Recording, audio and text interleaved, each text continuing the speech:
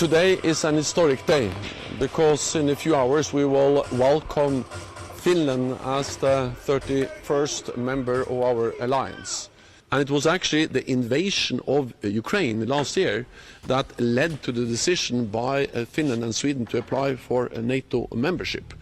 And it just demonstrates that when President Putin had as a declared goal of the invasion of Ukraine to get less NATO. He wanted less NATO along his borders. He wanted to close NATO's door, no more NATO membership for any more countries in Europe. He's getting exactly the opposite. That is the Secretary General of NATO, Jens Stoltenberg, just a short while ago today, ahead of the official ceremony welcoming Finland into NATO just a few hours from now. Joining us now, former Supreme Allied Commander of NATO, retired four-star Navy Admiral James Stavridis. He is Chief International Analyst for NBC News. Admiral, good morning.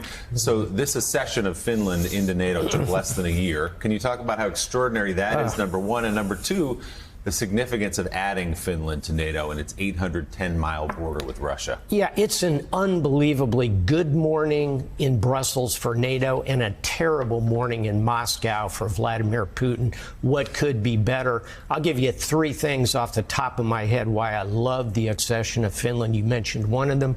800 miles of border. That does nothing but put more pressure on the already broken Russian armed forces. Number two, the Finns, a nation of only 5 million people, can put 300,000 troops in the field in 90 days. Think about that for a minute.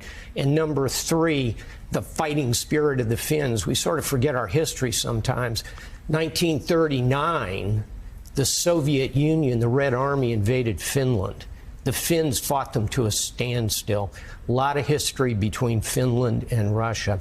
Not much of it good. They are going to be terrific allies, Willie. Yet another misstep for Putin's invasion here. Now, Finland was originally, its candidacy was twinned with that of Sweden.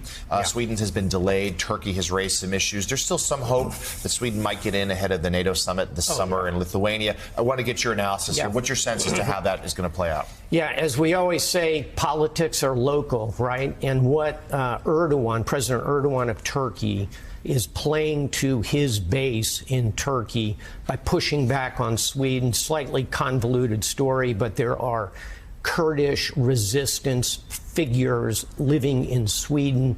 So it's a bit of a tempest in a teapot. At the end of the day, Jonathan, I think that after the election in May, President Erdogan is going to allow Sweden to come into NATO, and that's going to be another huge plus for the alliance.